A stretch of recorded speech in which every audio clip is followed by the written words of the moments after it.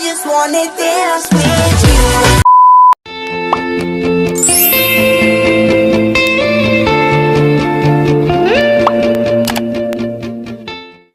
Hi guys! It's V and welcome to my YouTube channel!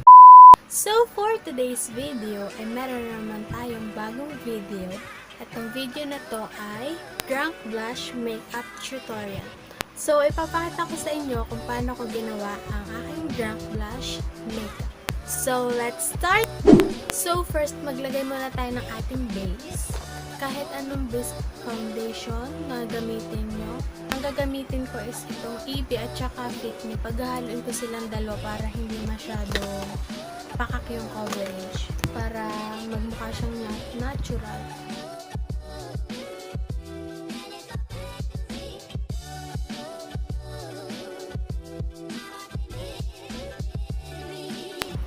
So isama nyo na din yung leeg nyo para hindi kayo magmukhang clown mga boys. Parang sobrang puti. Sobrang puti. So yan, if tapos na tayo sa ating foundation is next na, kukuha na ako ng pang blush. Ang gagamitin ko is itong clay blush, itong usong-usong clay blush na to. Kasi perfect to pang drunk blush. So kukuha lang ako ng paddle brush pang blend. So pagka nalagyan nyo na ng product ng paddle brush, let's start to blend. Ilagay nyo lang siya sa cheeks nyo.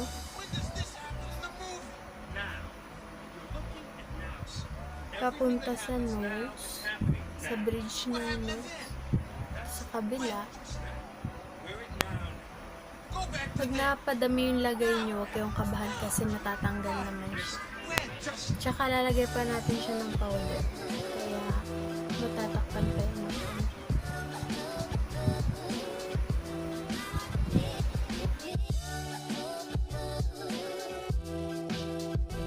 Make sure guys na pantay-pantay yung pagkakalagay nyo para magmukha siyang natural.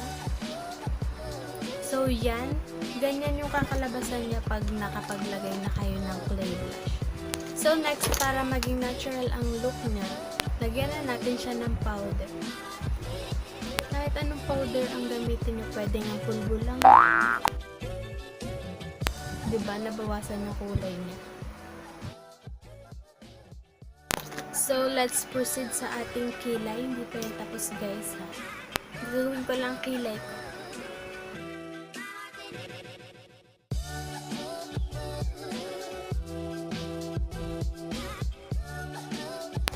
So yan, tapos na ako sa kilay ko. Mag-curl lang ako ng lashes ko at maglalagay ng mascara.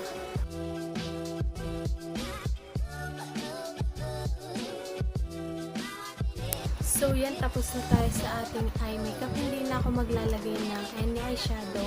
I just want to make it natural and pwede nyo siyang gawing pang everyday look. So, bumalik tayo sa ating blush. So yung paddle brush na ginamit nyo kanina para sa blush, kunin nyo lang siya ulit. And may mga tira-tira pa yan. I-swipe nyo lang ulit sa cheeks nyo and sa bridge ng nose para bumalik yung kulay. Sobrang perfect nitong paddle brush na to para sa dito sa clay blush. Kung nakukulangan pa kayo, pwede naman kayo magdagdag. So yun na nga, tatapusin ko lang tong aking makeup and I'll be back. So yan guys, tapos na ang aking drunk blush makeup at nagdagdag lang ako ng blush, ng powder na blush. Itong EB Advance in the shade Mandarin. Sobrang kakulay lang kasi nito yung clay blush, kaya pinatuan ko lang siya ng konti nito para maset yung blush. So this is my drunk blush makeup. I just wanna dance with you.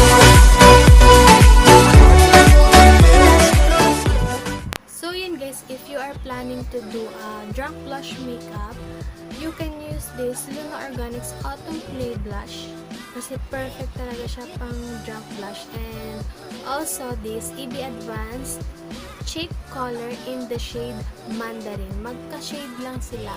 Perfect combination. So get this if you are planning to do a drunk blush makeup. So yun guys, if you like this video, give it a thumbs up if you did, and please do subscribe to my YouTube channel for more videos. Thank you so much guys for watching. See you on my next video. Bye!